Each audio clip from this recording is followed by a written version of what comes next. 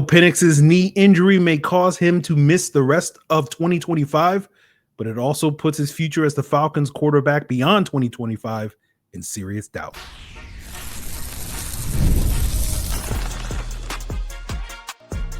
You are Locked On Falcons, your daily Atlanta Falcons podcast. Part of the Locked On Podcast Network, your team every day. Welcome back, everyone. I'm your humble host, Aaron Freeman, and welcome back to Locked On Falcons, your daily Atlanta Falcons podcast, part of the Locked On Podcast Network, your team every day. And of course, the Locked On Podcast Network is now the number one sports podcast in the world, and that means it's also number one in the galaxy. So for the, whatever aliens from the, Delta arm of the Delta Quadrant or whatever, welcome to Locked On Falcons and welcome to the Locked On Podcast Network. And we couldn't do it without you, those of you from the Delta Quadrant, but more importantly, it's the everydayers that have allowed this possibility to come into reality. Those people that make Locked On Falcons and the various other shows on the Locked On Podcast Network your first listen each and every day. And all you got to do to become an everydayer is subscribe and follow for free on YouTube or wherever you listen to podcasts. Today's Locked On Falcons is brought to you by FanDuel. Right now, new customers can bet just $5. And if your bet wins, you'll get $300 in bonus bets to use all across the app. So today we are talking about the fallout of the Michael Penix knee injury, what it does short-term, what it does potentially long-term for the Falcons in regards to the quarterback, and whether or not this firmly puts the Falcons on a path to a reset, and whether or not ownership is going to get on board with that. But let's talk about the news of the day. The thing that we were very worried about, if you listened to yesterday's post-game rapid reaction here on Locked On Falcons, was the potential injury to Michael Penix, potentially knocking him out for the rest of the season. We don't know officially yet if that is the case, but we do know that he will be missing the next 4 games because the Falcons announced on Monday that he is headed to injured reserve with a knee injury. The Falcons are not disclosing the exact nature of the knee injury, but various reports indicate that it could be a partial ACL tear for Michael Penix in his left knee. And he's actively pursuing potentially a second opinion, essentially, as those things go, to basically find out if he needs to have reconstructive, which is basically season-ending surgery on that. And so we know he'll miss the next 4 games. It's possible, if not likely, based off of the reports coming out from various insiders that are, at this point in time, are a little bit more trustworthy when it comes to giving us accurate information on the Falcons' injuries than the team itself. They're operating as if this is a season-ending injury, and so I'm going to operate as if it is until we get information otherwise. Now, hopefully we'll get an update soon in the next few days, weeks, or whatever, that it's not that dire a situation, but we will have to see. For those of you unfamiliar, I think I mentioned Penix tore his ACL in both knees on the podcast yesterday. That was wrong. He tore his ACL in college twice in the same knee. That was the right knee. This left knee injury is a new potential ACL injury, but this was the same knee that he injured earlier this season with a bone bruise. And again, the initial reports were like, oh, it's maybe a bone bruise. He might miss a couple of games. So we'll see how that goes. But, if Penix is forced to have season-ending surgery, that not only is going to obviously shut him down for the rest of 2025, but is also going to put his 2026 season in doubt, because those types of surgeries typically, and again, I'm not a doctor, and I'm sure we'll get more information on exactly the timetable for this, but typically when you have that type of, reconstructive ACL injury, the typical timeline is a 9+ month recovery. And so let's say if in the next 2 weeks, Michael Penix has that surgery, 9 months from 2 weeks from now will be until he gets cleared medically for on-field activities. That would be late August, right? That would be roughly 2 weeks before the 2026 regular season starts. And that basically means there's almost 0% chance that Michael Penix, if he has this season-ending surgery, is going to be your week 1 starter entering 2026. Now, the hope will be at that point, he could come back at some point during the season and be your starter, but that wouldn't be guaranteed at that point.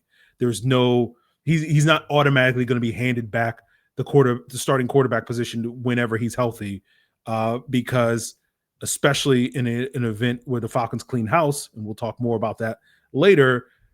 Especially a new regime is not going to be tied to Michael Penix, and certainly, even though we've liked the flashes that we've seen from Michael Penix so far in his first year as a starter, he hasn't played at a consistently high enough level for you to be like, oh yeah, he's definitely the starter. It's definitely a possibility where the Falcons could get better play from an alternative option. So, we were going into the rest of the season hoping to see Penix operating at a higher level than what we had seen so far this season. You got to see some glimpses of that. We'll see, how that holds up when we break down the All-22 tomorrow on the podcast. But you really needed him to kind of build off of whatever he did the rest of this 2025 season and build off of that in 2026, because after next year, you're going to have to decide about his long-term future with the 5th-year option. At this point in time, given the potential possibilities, again, we're still speculating, we're still early, but it's not pointing in a positive way.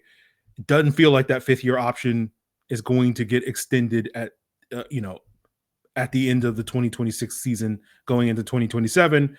And it's very realistic that the Falcons could be headed for a reset at the quarterback position in 2027. And so rather than looking at 26 as your rebound year, you might be looking at 26 as kind of a bottoming out year for the Falcons. And so that you can be in a position to go get your next quarterback high in that 27 draft. And so obviously these are some of the darker timelines. I won't go as far to declare it the darkest timeline, because with the Atlanta Falcons, it can always get darker. But a lot of this team's future success was tied to successfully developing a young quarterback like Michael Penix. That was the current option right now. But now Penix's development is definitely put on pause. And we talked about this last week. What were the issues he was going to deal with? Footwork, mechanics, accuracy. He won't be able to work on any of those things if he's rehabbing from a knee surgery, right? And so that development's put on pause for the time being, and there's no guarantee that we will hit resume whenever he's back healthy at some point in the future. And so whether that's 4 weeks from now or a year from now or whatever, we'll just sort of have to see. So I know to a lot of folks, that's a very negative outlook on this current situation, but there's a real possibility that we watch Michael Penix play his last snap as a starting quarterback with the Atlanta Falcons this past Sunday. That's a real possibility. Again, we can debate how big that possibility is at this point in time based off of the limited information that we have right now, but that is a realistic possibility. So nothing is definitive yet at this point in time, but this is going to be a tough situation for the Atlanta Falcons to navigate, not only this year, but potentially in the years beyond. And again, like I said, there's no guarantee that whenever he's healthy again, that the Falcons are going to turn back to Michael Penix, especially if this is a season ender. So let's talk a little bit more about what's at stake for the rest of this season in the short term before we turn our attention to, what's at stake long term with this situation. And we'll do that as we continue today's Locked On Falcons.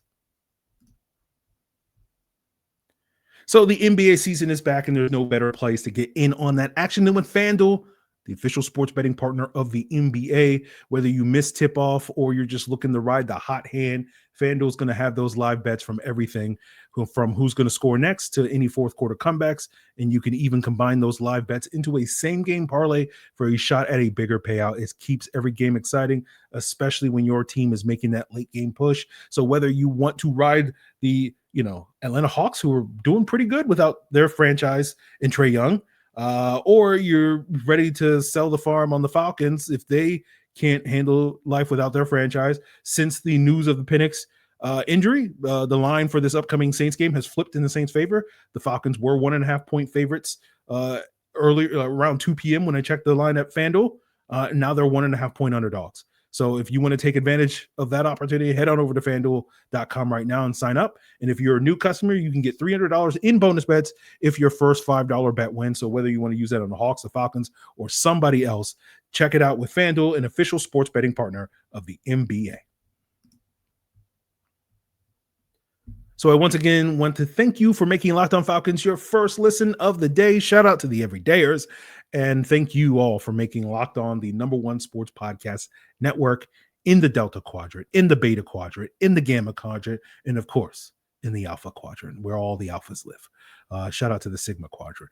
But, we know for the short term, getting back on topic, Kirk Cousins will start the next 4 games and possibly more this season. Certainly worse options that you can have at the quarterback position, and better options, including Easton Stick. But, this is why the Falcons kept Kirk Cousins, right? So we'll see if we're not regretting having the most expensive backup quarterback in the NFL history at the end of this month. So we'll see on that front.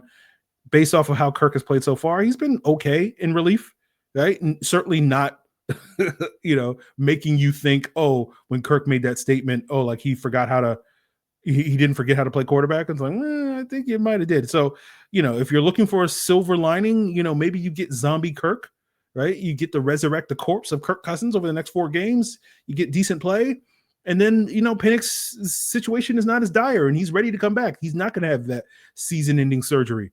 And he's ready to play for those final 3 games coming off that mini break after the Week 15 Thursday night game against the Bucs.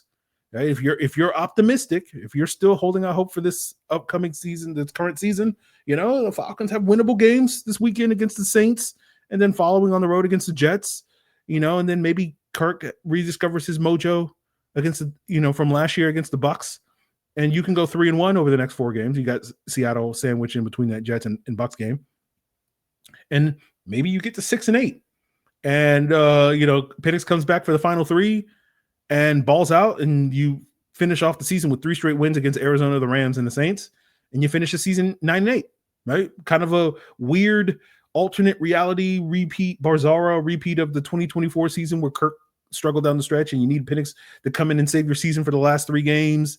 And now you kind of need Kirk to kind of spark yourself for the next 4 games. And then Penix is going to finish it out. And so, like we've been saying over the last month since that Week 8 game, that was the moment when we here on the Locked On Falcons podcast, we declared the season ostensibly dead. It's over after the Miami Dolphins loss in Week 8. But we will still continue to acknowledge the possibility of more favorable outcomes for the Atlanta Falcons because there's still football is left to be played and, any given Sunday and all that stuff. And, if you want to buy into that, by all means do so. Again, this team has not given you any reason over the last month to really buy into that. And we'll circle back to that point in a second. But, I'm sure some of you guys are like, well, okay, Aaron, you're talking about 2026 quarterback not being here. Is there a chance that Kirk can go out there in the next 4 games and possibly 7 games and earn a shot to come back in 2026 and be the starter next year? And I'm like, probably not, right? Kirk's cap hit in 2026 is nearly $60 million. There's no chance that the Falcons are going to bring Kirk back at that number. And it doesn't seem like there's really much of a chance that if and when the Falcons are, let's imagine a scenario where Kirk does play outstanding over the next 7 games. You're like, oh, Kirk can, get this team back into contention. If the Falcons are like, but we want to keep Kirk, but we can't keep you at $60 million, and they approach him for a pay cut or a restructure, Kirk's going to laugh in their face. He's like, he's already gone on record this offseason basically saying that, he essentially regrets coming to Atlanta. And I don't think the next 7 weeks are going to make him rethink that decision. So, the Falcons and Kirk Cousins are almost certainly, I'll say 99%, because I had the audacity to, I think, suggest like 100% last year or 99.9%. But, these things tend to age poorly when we make declarative statements about what the Falcons will or won't do. But, very high probability that Kirk is not back in 2026. Now, when we talk about, should you buy into the Falcons? And I only bring this up because when we did the Falcon squad earlier on Monday, there was a comment in the chat that basically, was directed at me of like, we're in every game, basically suggesting that like the Falcons situation is not as dire as maybe I seem to paint it. And like, I'm always like, when people say that, like, they say that like that's a unique situation for the Atlanta Falcons. 60% of all NFL games are decided by 1 score or less. So the fact that the Falcons have had 50% of their games this season decided by 1 score or less does not make the Falcons a special by NFL standards. They're just a pretty typical NFL team. And frankly, they're underperforming in that regard because that number should be at least 1 more game. So this is more of a bug, not a feature. And again, it goes back to the conversation we've been having now for a number of years. for lack of a better term, the lie that this team is on the cusp, I feel like is at the root cause of why this team has been on such a long, now going on 8-year playoff drought. Although again, technically it's not official yet that they're going to miss the playoffs 8 years in a row. And it made sense for people, this organization, to believe that they were on the cusp during Dan Quinn's last years, which began, in 2018, this 8-year playoff drought, because they were not that far from the mountaintop just a few years prior to that, right? It was easy to convince yourself that we just got to kind of push through, right? If you're imagining the analogy of climbing, Mount Everest or something like that, and there's a snowstorm that hits you when you're up the mountain, you can analogize for the Dan Quinn regime that, hey, we can just push through this storm and we'll reach the summit, and it will be clearer up top if we just kind of push through this. You can't really make that since you fired Dan Quinn, because since the Falcons fired Dan Quinn back in after week 5 in 2020, they have a 36-53 record. They've won 40% of their games. That's about an average of 6.9 wins per 17 games. So essentially they've been a 7-win team for 5+ years, right? You're not up near the summit. You're below halfway point to the summer, right? That win percentage is the 23rd best win percentage in the NFL in that span, right? That's right behind the Cleveland Browns and slightly ahead of the Tennessee Titans. None of those teams are sitting here operating. They've had moments, they've been in the playoffs and whatnot, but none of those teams are sitting here operating over the last 5 years being like, oh, we're on the cusp of greatness, right? When they've tried to do that, the Browns being a great example, it's blown up in their face. And fortunately, the Browns saved the Falcons from making that mistake. I'm talking about Deshaun Watson, if you don't know what I'm talking about. But, this is not a team that's on the cusp. That's basically the point I'm trying to make.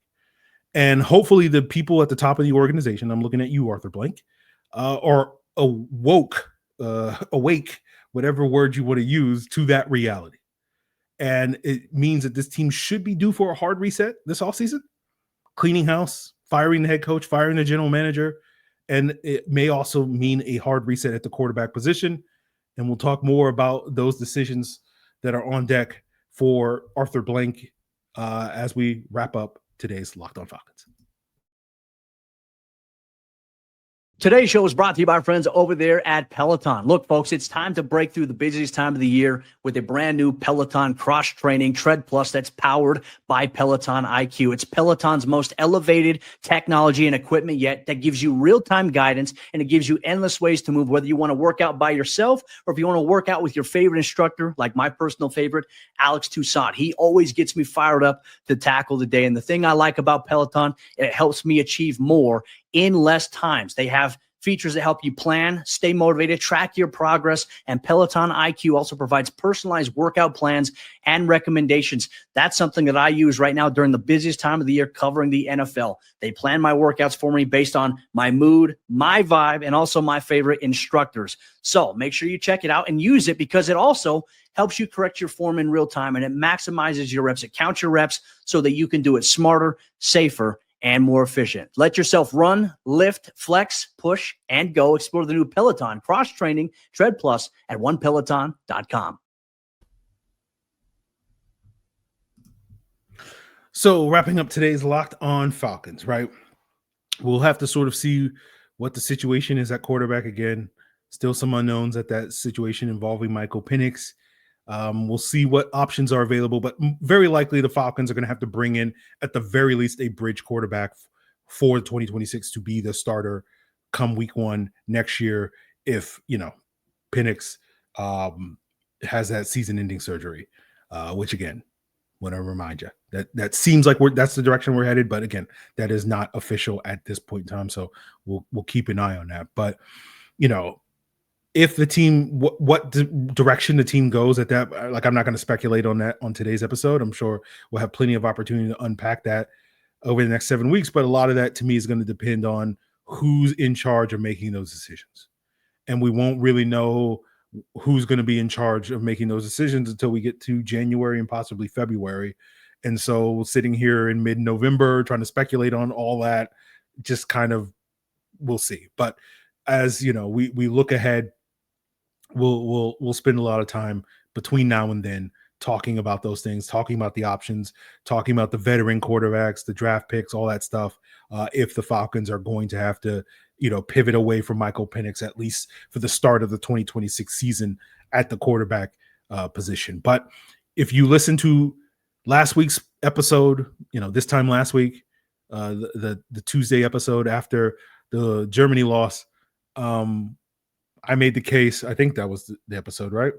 Or was it after the Patriots game? I can't remember. They all blur together. These last couple of weeks feel very repetitive, but I feel like last week it was when I made the case for why I think it makes the most sense for the Falcons to fire both Raheem Morris and Terry Fontenot at the end of the year. Basically, in summary, if you missed that episode, Raheem hasn't really given you much of a reason to buy into a third year of him as the head coach. He was kind of supposed to be the guy that was going to turn this perennial 7-win team into a perennial 9 or 10-win team, but it's essentially failed miserably at that. And there's been a lot of talk over this season about, giving him another opportunity with a different play caller because, Zach Robinson is probably the consensus pick for what's been the biggest problem for the Falcons this year. What's holding back the team the most is the play calling. But, I don't think Raheem should be given that opportunity because Raheem hasn't really given you much to buy in as him as a head coach in terms of like the clock management and all those various things.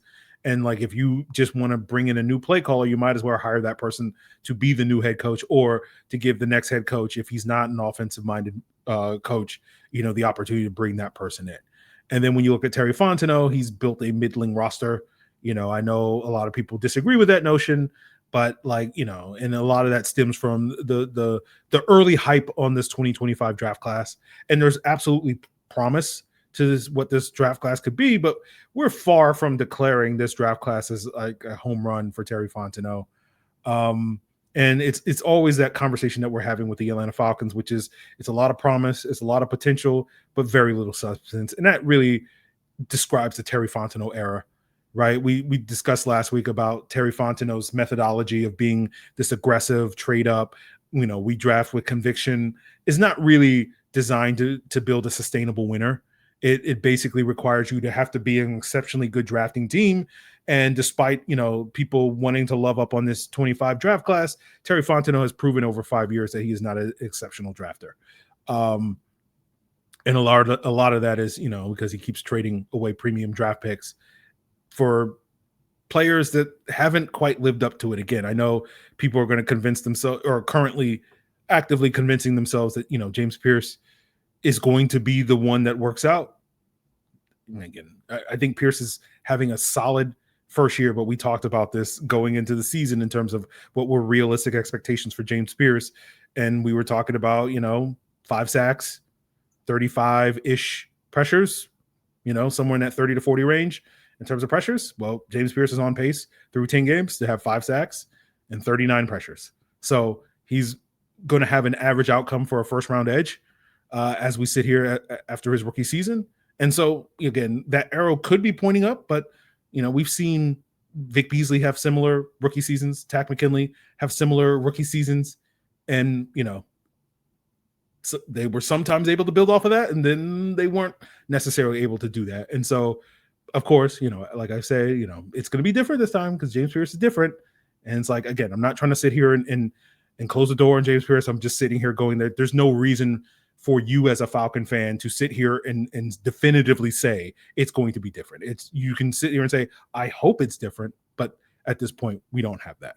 And so, of course, they traded that pick for, next year's number 1, which is, based off of how the rest of the season looks to go. Again, maybe they can finish with 8 or 9 wins still mathematically possible.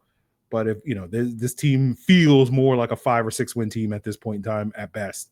And so it's very likely that, they probably gave away a top 5 to 7 pick. And, that's just going to be a bitter pill to swallow. And I don't understand why people are like, yes, Terry got this right. I don't get that. Again, it's still too early to know, but based off of his history, his track record, like there's every reason for you to be skeptical over whether Terry Fontenot has gotten it right, because he makes these, as I explained last week, he makes a lot of big swings and none of them have been home runs.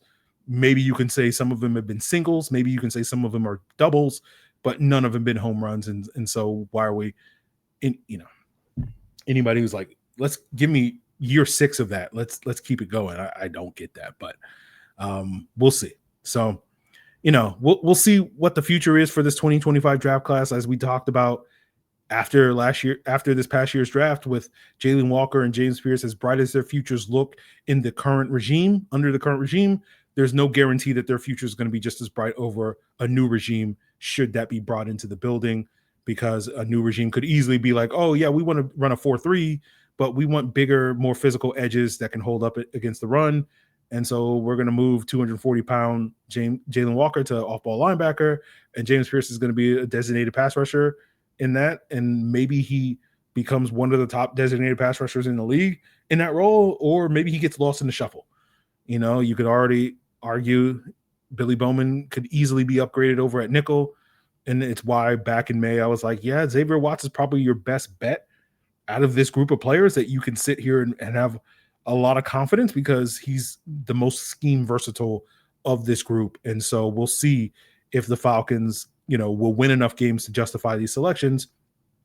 And so, we'll see how it looks over the next couple of years. But, I know this will get dismissed by a lot of you as like, oh, that's just Aaron being negative. I'm just like, like, there's no guarantee that we're going to be looking at this quote unquote grand slam of a draft class 2 years from now and being like, oh yeah, that was a grand slam.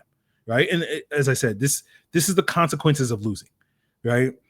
And these were the exact consequences that I talked about during the summer after the draft, which is why I was a little reluctant to sell you on the hopes and dreams and the hype of this upcoming season, because so much of it depended on all these bets that the Falcons are betting on, at the quarterback, in the draft, the play caller, all that stuff paying off. And so far, few of them, some of them have, but few of them have really paid off in a major way.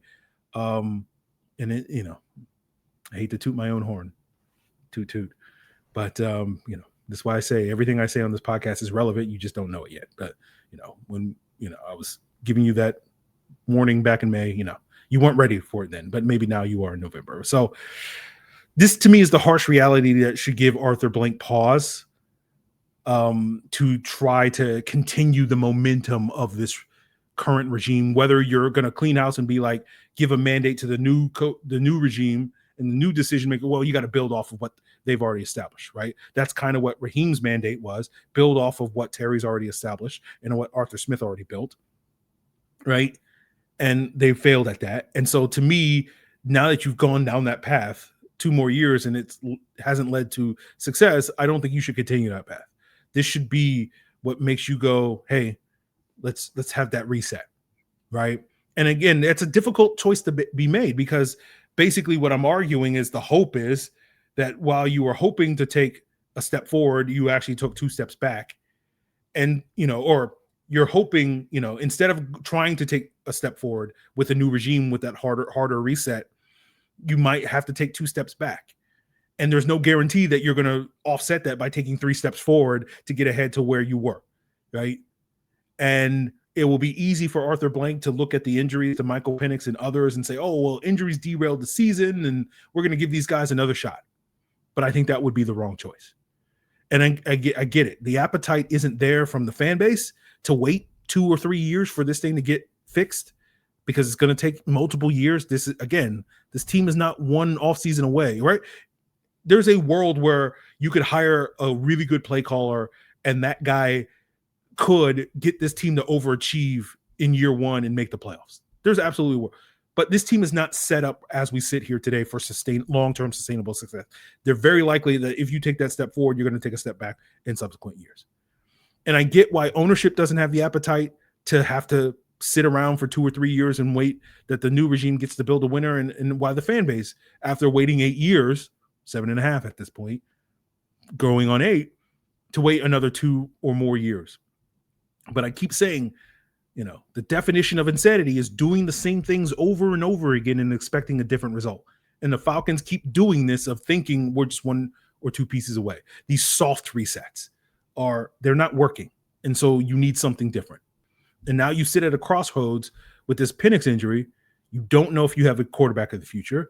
And while I won't try to spin this as a blessing, because it's absolutely a curse, but it does give you an opportunity that this new regime is not going to have to feel as compelled to kind of pick up and take what has been built before them and run with it, right?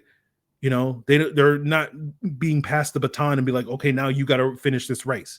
It's like we're starting the race all over again. And hopefully you'll get a new vision of this team, right? But we'll see. Now, even though I'm not as high on the quality of this roster as others, I don't think the cupboard is bare.